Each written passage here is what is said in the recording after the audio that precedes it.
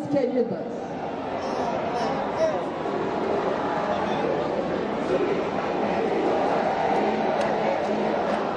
Fica querida, fica querida, fica querida, fica querida.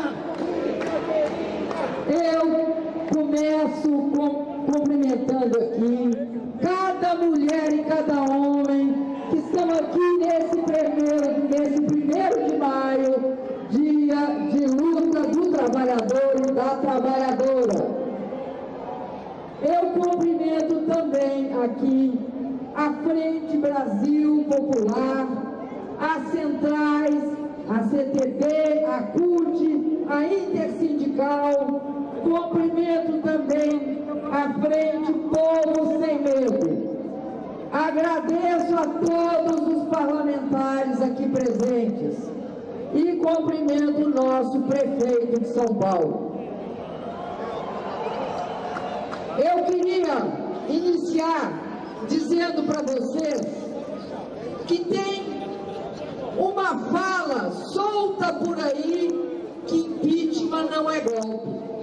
Impeachment está previsto sim na Constituição, mas o que eles nunca falam é que para ter impeachment não basta querer, não basta alguém achar que não gosta da presidenta. Ela tem de ter cometido crime de responsabilidade. Como? Eu não tenho conta no exterior. Como? Eu jamais utilizei recurso público em causa própria. Nunca embolsei dinheiro do povo brasileiro. Não recebi propina e nunca fui acusada de corrupção. Eles tiveram que inventar um crime. Qual é o crime que eles inventaram? Como estava difícil, muito difícil, achar um crime, eles começaram dizendo que eram 6 decretos. 6 decretos. Eu, em 2015, fiz 6 decretos chamados de suplementação. O Fernando Henrique Cardoso, no ano de 2001, fez 101 decretos de suplementação. Para ele, não era golpe, não era nenhum golpe nas contas públicas. Para mim, é golpe nas contas públicas. Então, vejam vocês, 2 pesos e 2 medidas. Porque não tem do que me acusar. É constrangedor. E aí, eu quero que vocês pensem comigo. Ora, se não tem base para o impeachment, o que é que está havendo? Golpe. Mas além de ser um golpe, é um golpe muito especial. Não é um golpe com armas, com tanques na rua. Não é um golpe militar que nós conhecemos no passado. É um golpe especial. Eles rasgam a Constituição do país. Mas por que eles fazem isso?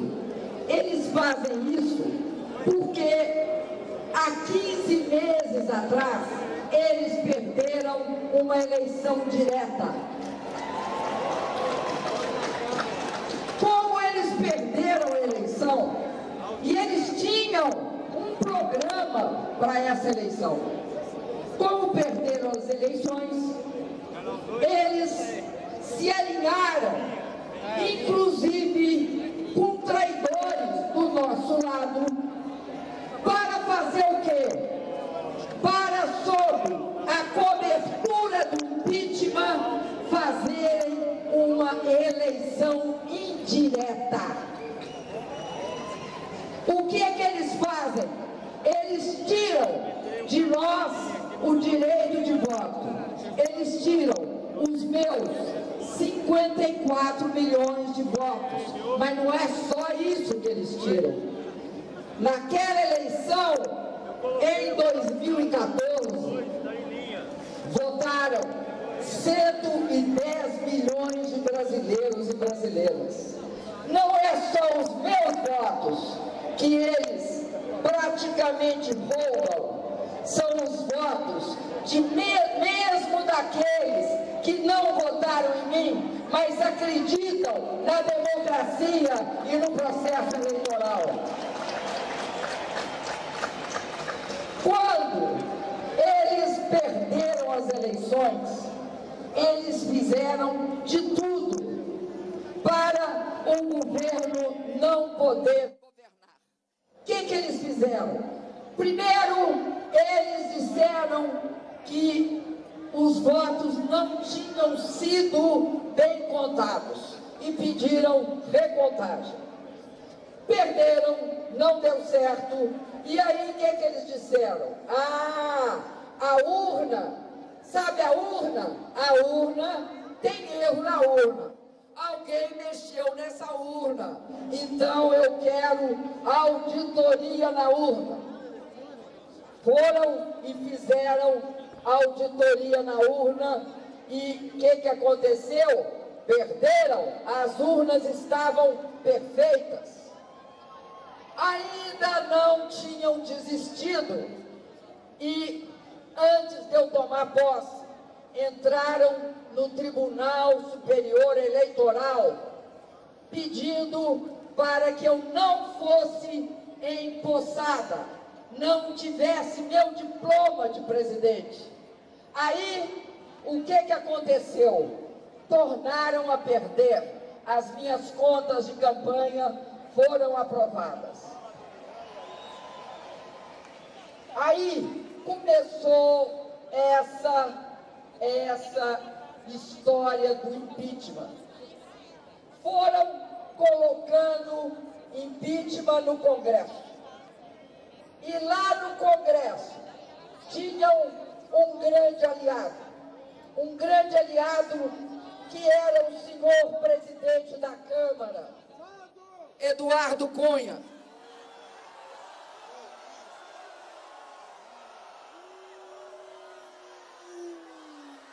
Esse senhor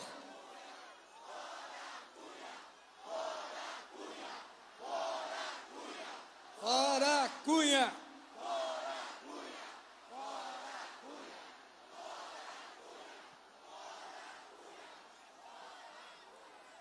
Esse senhor chamado Eduardo Cunha foi o principal agente na história de desestabilizar o meu governo. Ele levou à frente uma política chamada quanto pior, melhor. Como é que essa política agia? Quanto melhor para eles, pior para o governo e pior para o povo brasileiro. Não aprovavam nenhuma das reformas que nós propunhamos, não aprovavam os necessários aumentos de receita para que a gente pudesse continuar impedindo que a crise se aprofundasse. Apostaram sempre contra o povo brasileiro. São responsáveis pelo fato da economia brasileira estar passando por uma grave crise. São responsáveis pelo aumento do desemprego. E aí, ele quer se ver livre do seu processo de cassação na Câmara e exige do governo que o governo convença o seu partido, o PT, para dar-lhe 3 votos para impedir sua cassação. Como como o PT se recusou, ele nos ameaçou com impeachment. Aliás, o próprio autor do processo de impeachment, ex-ministro do senhor Fernando Henrique Cardoso, chamou a fala do Eduardo Cunha de chantagem explícita. É mais que uma chantagem, é desvio de poder, é usar o seu cargo para garantir a sua impunidade. É isso que ele fez. E aí o processo do impeachment teve lugar. E eu repito, do que eles me acusam. Eles não podem me acusar de ter contas no exterior, eu repito, porque eu não tenho. Não pode me acusar de corrupção, porque eu não tenho. Então, eles chegam ao absurdo de me acusar de algo em que eu não participei, mas alegam que eu devia saber, porque eu conversava com as pessoas responsáveis. Chega a esse nível de absurdo. Mas o que é grave nisso? É porque é contra mim, não. Se eles praticam isso contra mim, o que vão praticar contra o povo trabalhador? O que vão praticar? O que vão praticar contra as pessoas mais anônimas desse país? Quando você rompe a democracia, você rompe para todos.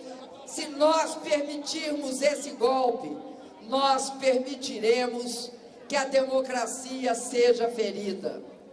Mas eu quero também alertar, esse golpe não é só contra a democracia e ao meu mandato.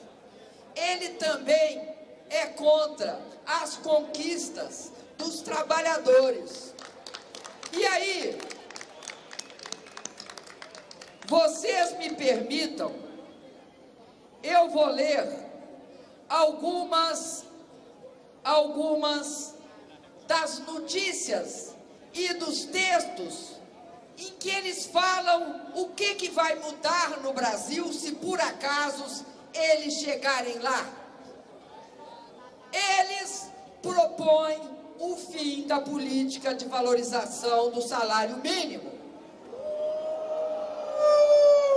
Essa política que garantiu 76% de aumento acima da inflação desde o governo do presidente Lula, passando pelo meu. Além disso, essa política, que pela lei que nós aprovamos, logo no início do meu primeiro mandato, tem de durar até 2019, querem acabar com ela. Querem acabar também com o reajuste dos aposentados. O reajuste dos aposentados, desvinculando esse reajuste dessa política de salário mínimo. Com isso, os aposentados não terão mais reajustes. Querem também transformar a CLT em letra morta. Como eles vão fazer isso? Como é que se faz isso com a CLT? Eles propõem algo que é o seguinte: o negociado pode vigir sobre a lei. Eles propõem, na verdade, que o negociado pode ser menos que a lei. Nós acreditamos que o negociado pode prevalecer, desde que ele seja mais que a lei. Há uma diferença. Eles querem que seja menos, nós queremos que seja mais.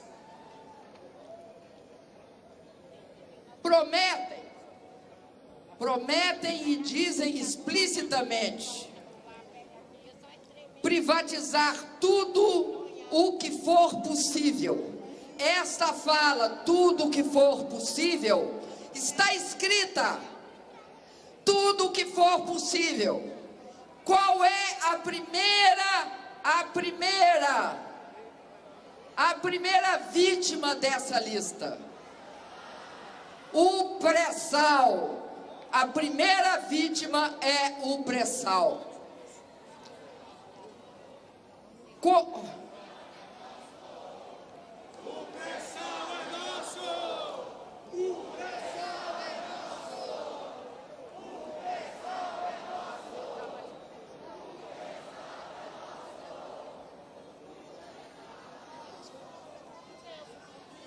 Além disso, há algo extremamente grave, porque nós somos um país que ainda tem muito o que fazer, apesar de todas as conquistas na área de educação e de saúde.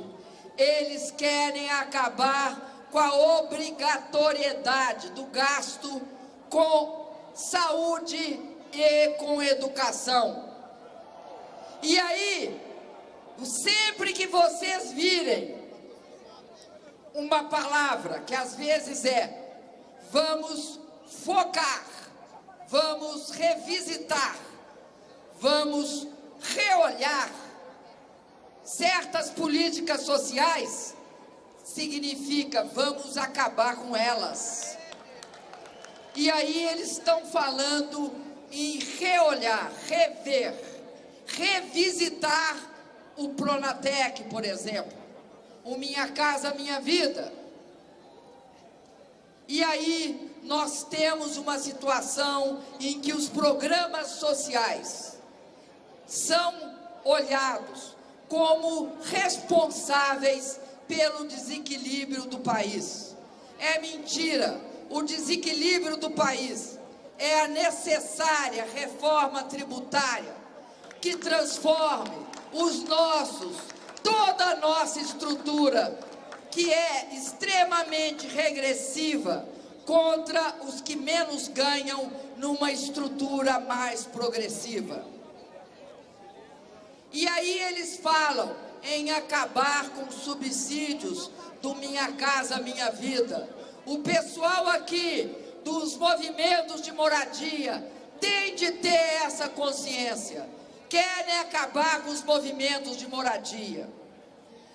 Agora, das coisas propostas que ocuparam primeira página de jornal, a mais triste, porque a mais perversa, é acabar com uma parte do Bolsa Família.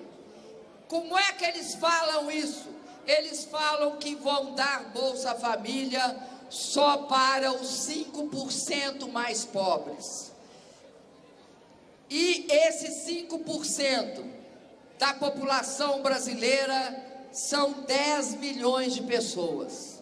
Sabe quantas milhões de pessoas recebem hoje o Bolsa Família? 47 milhões. Serão 36 milhões que vão ser entregues às livres forças do mercado para se virar. Vão acabar com Bolsa Família para 36 milhões de brasileiros e brasileiras. Aí eles estão afetando, não é adulto, não é homem e mulher adulto, porque quem mais se beneficia do Bolsa Família são as nossas crianças e os nossos adolescentes, que têm assegurado com o Bolsa Família o acesso não só à alimentação, mas à saúde e à educação também. Enquanto isso, mesmo eles falando, porque eles gostam de falar isso, que o governo acabou, eu acho que eles fazem isso numa tentativa de nos paralisar, mas não nos paralisam. E aí, enquanto eles fazem isso, o governo está fazendo a sua parte. Primeiro, eu quero aproveitar o 1º de maio e dizer que nós estamos autorizando um reajuste no Bolsa Família, que vai resultar em um aumento médio de 9% para as famílias. Quero lembrar que esta proposta não nasceu hoje, ela estava prevista desde quando nós enviamos, lá em agosto de 2015, o orçamento para o Congresso. Essa proposta foi aprovada pelo Congresso e, diante do quadro atual, nós tomamos medidas que garantem um aumento na receita deste ano e nos próximos para viabilizar esse aumento do Bolsa Família.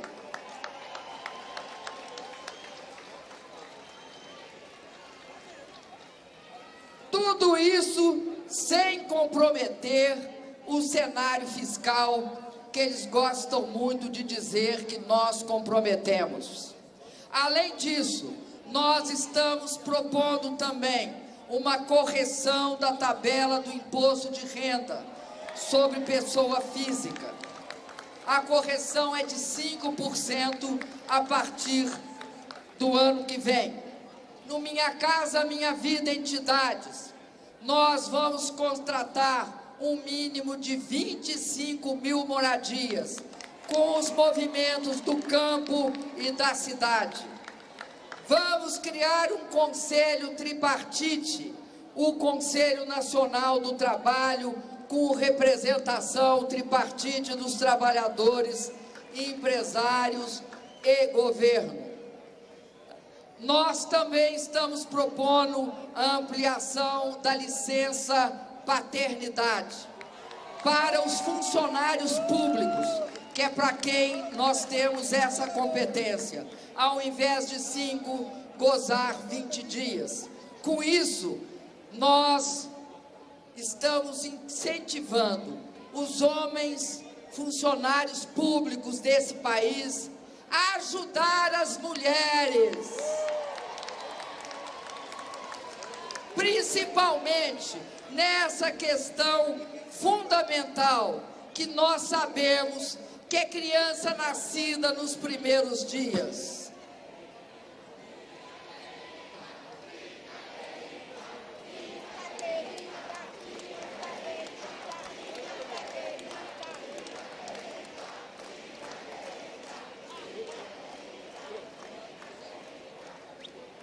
Uma outra medida nós vamos lançar terça-feira, que é o Plano Safra da Agricultura Familiar. Vamos garantir recursos tanto para o Programa de Aquisição de Alimentos como para assistência técnica. Quero também falar sobre algo muito importante para 63 milhões de pessoas.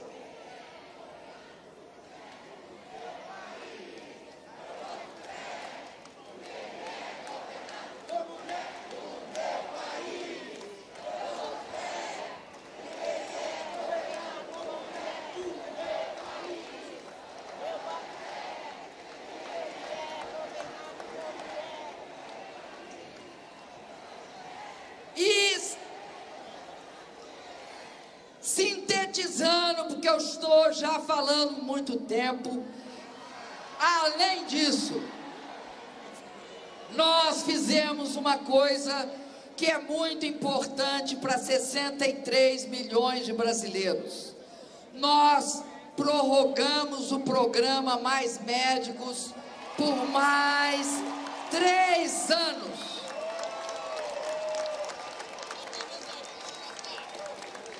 E isso porque 70% dos médicos que estão nesse programa, dos mais de 18.200 médicos, tinham seu contrato vencido agora, em agosto. E isto iria prejudicar milhares e milhões de pessoas. O programa Mais Médicos, ele é justamente um programa contrário ao que eles propõem.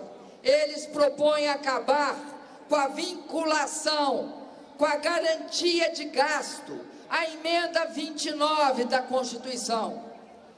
Nós não, nós propomos manter e assegurar o programa que garante assistência nas periferias das grandes cidades. Aqui em São Paulo, na periferia da cidade de São Paulo e no estado de São Paulo, é onde a maior parte desses 18 mil médicos estão. Porque não tinha médicos nas regiões mais pobres e mais habitadas. No interior também, nas regiões indígenas, vocês sabem que índios no Brasil morriam por falta de assistência técnica. Então é muito importante a prorrogação desse programa.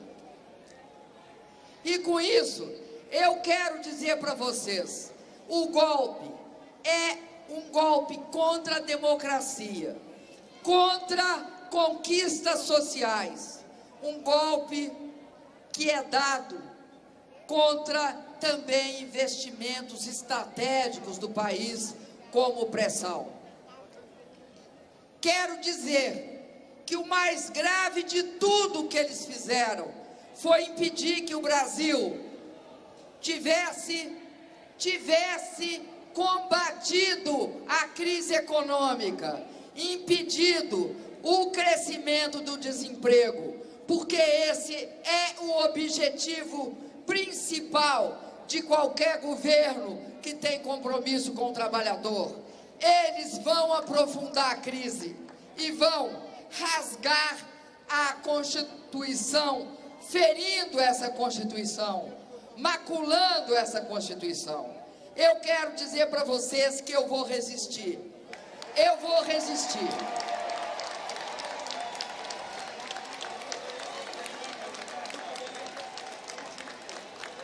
Eu estou aqui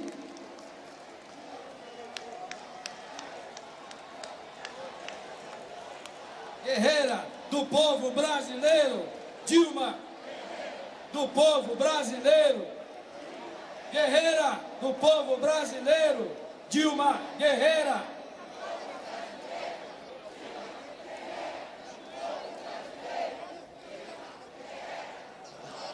Eu vou resistir e vou lutar até o fim.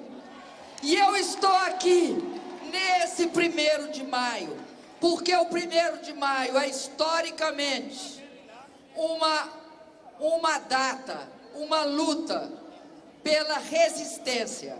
Resistência contra a perda de direitos, uma luta a favor de conquistas sociais. E aqui hoje no nosso país é uma luta pela democracia e por todas as conquistas e muito mais conquistas que nós ainda temos de alcançar. Quero dizer ainda que eu lutei como vocês a minha vida inteira. É verdade que eu fiquei presa durante 3 anos. É verdade que eu lutei e resisti à ditadura. Agora quero dizer a vocês que a luta agora é uma luta muito mais ampla. É uma luta que nós vamos levar em favor de todas as conquistas democráticas, da luta contra a ditadura e de todos os ganhos que nós tivemos nos últimos anos com o governo do presidente Lula e com o meu. É sobre isso que se trata, defender um projeto. Não é a minha pessoa, o meu mandato não é o mandato de uma pessoa individual. O meu mandato é um mandato que me foi dado por 54 milhões de pessoas que acreditavam num projeto. esse projeto que eles querem impor ao Brasil não é o projeto vitorioso nas urnas em 2014. Se querem esse projeto, vão às urnas em 2018. Se coloquem sob o crivo do povo brasileiro. Se forem eleitos, conseguiram legitimamente, mas da forma como eles querem chegar ao poder, sem voto, numa eleição indireta, sobre o disfarce de impeachment, não passarão. Maravilha! Olê, olê, olê, olá! Dilma, Dilma! Olê, olê, olê, olá! Dilma, Dilma! Bom, tá aí Olê, olê, a